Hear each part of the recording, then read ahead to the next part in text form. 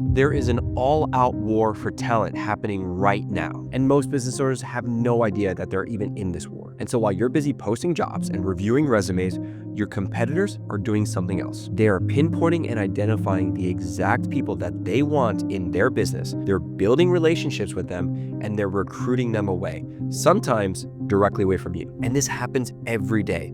Meta does it to OpenAI, OpenAI does it to Google, startups do it to big tech, and if you're not playing this game, you're already losing. And that's why today I'm showing you exactly how to recruit A players away from your competitors, but doing it the right way. If you're new here, I want to say welcome. My name is Jared Black.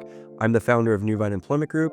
I'm a professional recruiter, and over the past decade, I have successfully placed more than 10,000 employees across more than 300 businesses. And here on this channel, I share actionable recruiting strategies that help business leaders just like you attract and hire top talent without the guesswork, without the costly mistakes, and without the years of trial and error. So before we get started, let's start with the mindset shift that we need to make. Starting with the word poaching. I want to reframe that word and I want to refer to it as strategic talent acquisition. Because when most people hear recruiting from competitors, they immediately jump to the word poaching. And poaching sounds unethical, but strategic recruiting is smart. It's smart business. And honestly, every company does this. Most just don't talk about it. Just take a look at what's happening in AI right now. OpenAI loses its top engineers to Meta. Meta then turns around and loses its engineers to Google. Google loses its engineers to a startup. It's a constant battle for today's AI talent. And when you hear about it in the news, when someone recruits a VP of engineering away from a competitor, you don't think of it as unethical. You think that's impressive because honestly, it is. It's strategic. And if you're not doing it, then you're playing the game of business with one hand tied behind your back. So let's start with the question of why would you even hire from competitors? Well, for a lot of reasons, recruiting from competitors makes a lot of strategic sense. For starters, you can see what they've actually accomplished. Meaning if someone's worked for a competitor, you can take a look at projects that they have led that are relative to your industry or to your vertical. You can understand the impact they've made. You can see the results that they've delivered. That's actual real world proof in an environment that is similar to yours. Next, you're not guessing if they can do the job. You can see that they're already doing something similar, or if not the exact job you need them to. Also, they understand your industry and they understand your challenges. They know the market, they know the customers, they know the problems that you're trying to solve. Also, there's less of a learning curve. I mean, fundamentals are hard to overcome if you are brand new to an industry. So they can come in and they can hit the ground running. And here's the best part. They're not desperate, which means you're probably getting a better, higher quality, higher caliber employee. There's something uniquely powerful when a candidate has leverage. They're evaluating you just as much as you're evaluating them. And that means that you actually have to sell them, which forces you to have a compelling offer. So that means when somebody leaves a good job to join you, it's because they genuinely believe in what you're building, which means you have a good product, you have a good offer, you have something of value. It's not because they're just running away from unemployment or just any job. And that creates real commitment. And to be honest, you're already losing people this way. Your competitors, they're actively trying to recruit your best people right now. They're building relationships with your top performers, taking them to lunch, taking them to coffee, staying in touch. And when the timing is right, they're going to make their move. Now, you have two choices. You can either get out there and play offense and try and do the same thing, but better, or you can just keep waiting and hoping that your best people don't leave you. But in the end, the war on talent, it will not wait for you, which is why I put together this playbook that helps you win top talent before your competition. Now, before we get into this playbook, let's be honest about something. This strategy, it's not for everyone. If you're trying to fill 20 customer service roles by next week, this isn't it. This playbook is slow, it's deliberate, it's strategic recruiting. But if you need someone who's gonna move the needle, a VP of sales, a lead engineer, or a critical executive that you need to hire, this is how you win. Here's the thing. When you recruit from top competitors, you're not competing on who writes the best job description. You're actually competing on vision, meaning can you offer a mission that's bigger than a paycheck? Can you offer a growth path that they can't get where they are? Can you offer things like equity, impact, and a chance to build something meaningful to them? Because if you're only going to compete on salary, then you'll just wind up losing to whoever has deeper pockets. Now, this works best in competitive talent markets.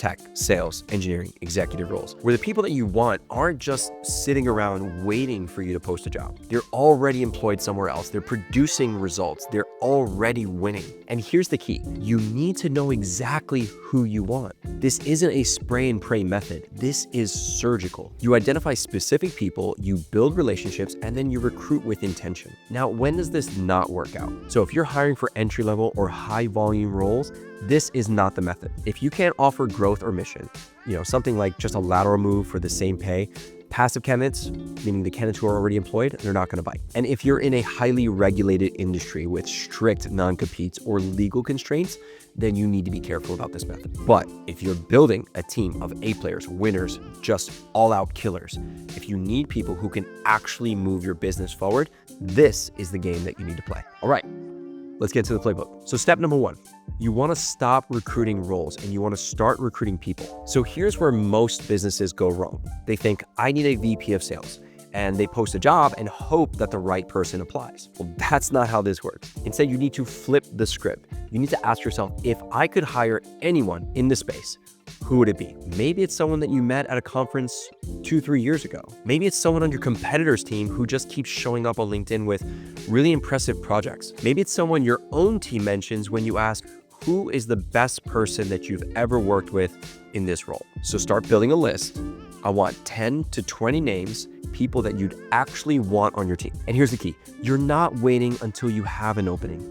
You're building this list now. You should be updating this list quarterly and tracking these people even when you're not actively hiring. Because when that time comes, when you do need someone, you're not gonna start from scratch. You already know exactly who you want and you've already marked them. And that's the difference between reactive hiring and strategic recruiting. Step number 2, build a relationship long before you need it. So here's where most people mess this up. They wait until they have the job opening and then they reach out cold. So think about it like this for a second. You get a message and it's something like, hey, we've never talked, but I have a great opportunity for you. Well, if you're on the other side, you're the person, you're gonna say, well, who are you and why would I care? Listen, the best hires come from relationships that you've been building for months or sometimes years. So you might as well start cultivating these relationships now. So for example, if someone's on your dream list, then engage with their content. Not in a creepy way, just genuinely comment on their LinkedIn post or maybe share some of their work if it's valuable. If you see an article, something that's relevant to what they're working on, send it over to them and say something like, hey, saw this and thought of you, but just give value. Or maybe the two of you are at an industry event, so pull them aside and grab some coffee. No pitching, just connecting. And here's what happens over time. When you do reach out to them, maybe about a role, 6 months later, you're not a stranger anymore. You're someone that they already know and respect. They take your call, they're open to listening, and that changes everything. Step number 3, you need to understand what would make them leave and what would make them join you. Here's the thing that you need to understand about passive candidates. They're not unhappy enough to actively look for a job, but that doesn't mean that they wouldn't leave for the right opportunity. So you need to understand 2 things. What is the push? What's frustrating them about their current situation? And what is the pull? What can you offer that would make them leaving worthwhile? The push can be something like they've been in the same role for 3+ years and there's no promotion in sight. Maybe they feel undervalued, maybe they're producing great results, but just not getting recognition. They could be bored, maybe the work isn't challenging them anymore, or maybe it's the company's direction. It just no longer aligns with their core values. And the way that you figure this out is by actually listening. So when you ask, how's work going? Pay attention. There are signals, there are signs. They talk about being ready for the next challenge, or mention leadership changes, or hint at certain frustrations. Those are signals. And now the pull. That's what you can control. Can you offer a mission that is bigger than what they're currently doing or where they're currently working? Can you offer some form of ownership, not just contributing to a project, but actually owning the project? Or maybe if it's equity, maybe it's the chance to build something from scratch. Maybe it's working with a team that they'd actually respect. Whatever it is, you need to know what would make them say yes. And here's the pitch.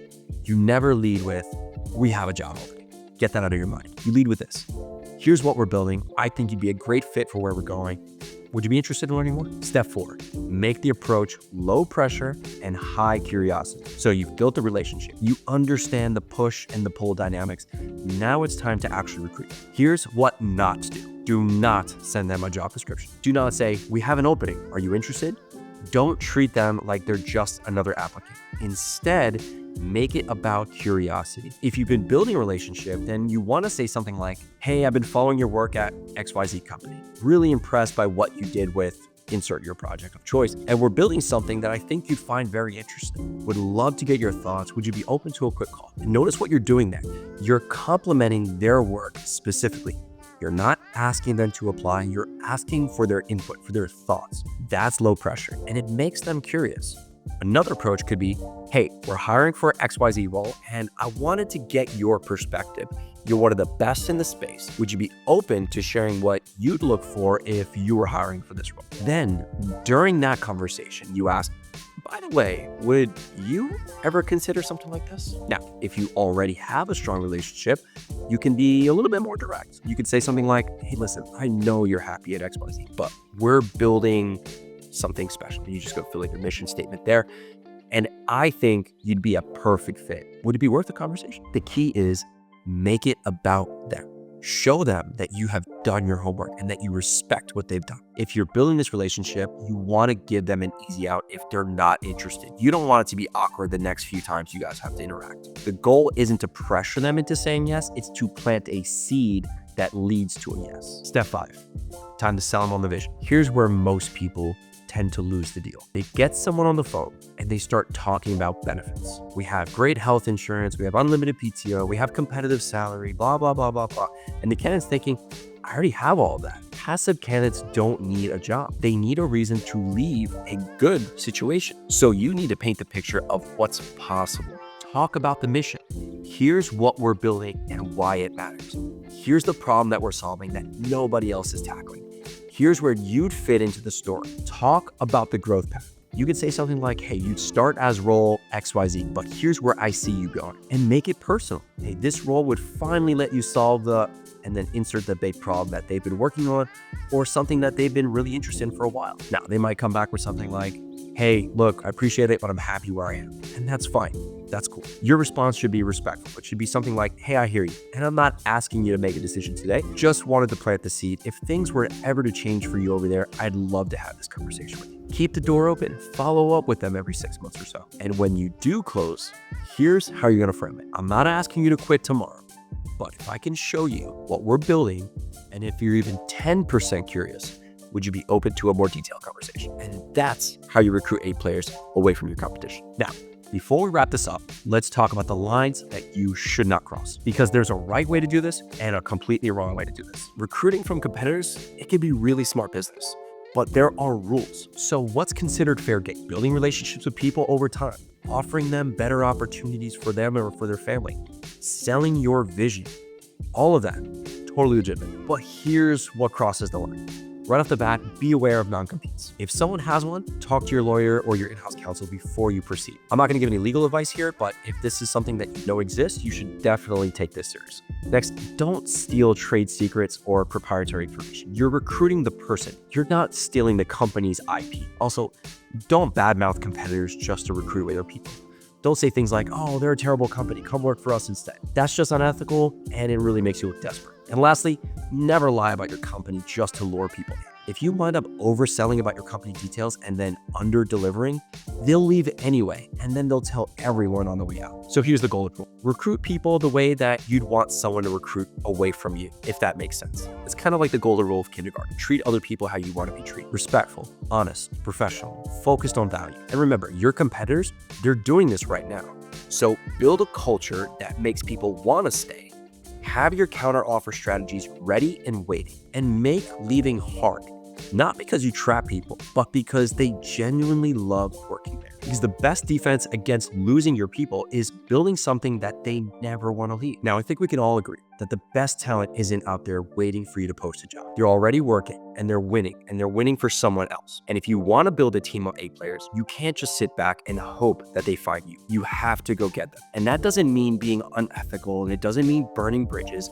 It does mean being strategic, and it does mean building relationships and selling a vision so compelling, so powerful that someone would decide to leave a good situation just to come and join you. So look, your competitors are already doing this. The question is, are you going to let them do this, or are you going to go out there and play offense and win some of that talent back? All right, if you're already thinking, okay, Jared, I get the strategy, but how do I actually build a system that can do this at scale? Well, I've got something for you. I want you to download my free guide. It's my signature method to hiring A players. It breaks down the complete framework of finding, attracting, and closing top talent, whether they're actively looking or not. The link for that is in the description below. Go ahead and grab your copy there. And if you're having a hard time with poor performers in your company and you're thinking it may be time to make some space for some new A players, I want you to check this video out right here.